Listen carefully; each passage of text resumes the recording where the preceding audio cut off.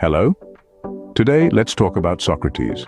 Socrates was a very famous philosopher in Greece who lived from 470 BC to 399 BC. The reason Socrates became famous was not only because he had a unique personality, but also because he had several intelligent disciples. Despite not leaving any written works himself, Socrates' thoughts and philosophy have been passed down through his clever disciples for over 2,400 years.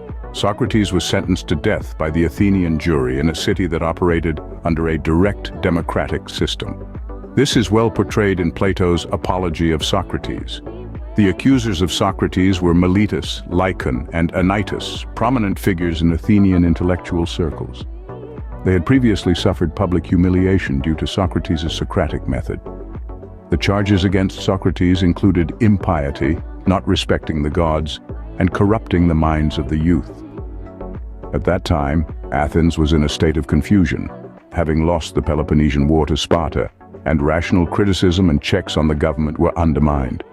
Many young individuals, seeking popularity, were eager to enter politics by learning rhetoric from famous sophists, often paying substantial fees. However, in Athenian society, Socrates went to these famous teachers, relentlessly questioning them until they admitted their ignorance, thus revealing the incompetence of these sophists to the public. Socrates' relentless questioning had a purpose.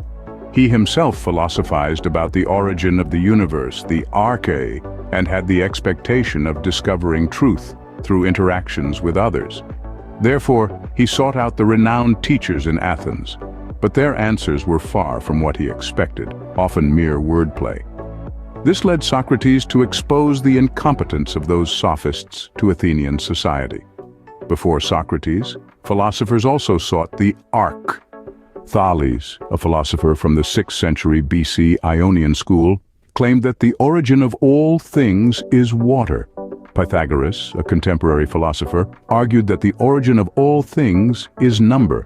However, none of them satisfied Socrates, who in turn wandered through the city of Athens, asking questions and receiving disdain from many. On the day of Socrates' trial, a jury of 500 citizens in Athens tried him for these reasons. In the courtroom, Socrates lectured the citizens of Athens with the formidable logic of his dialectics. He argued that fearing death is foolish and ignorant, a product of ignorance. Socrates did not plead for innocence. The citizens, angered, delivered a verdict of guilty with 280 votes to 220 votes for innocence.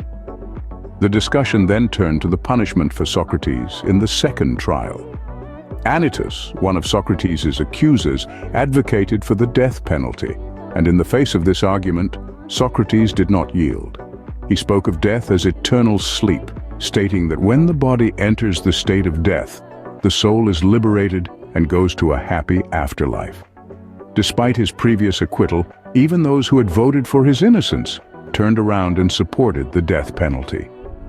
The final vote was 360 in favor of the death penalty.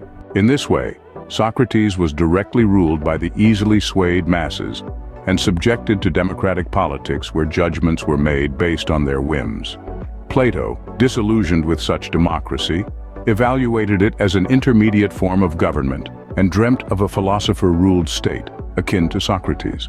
Today we discuss Socrates. In the next session, we will talk about his disciple Plato. Thank you.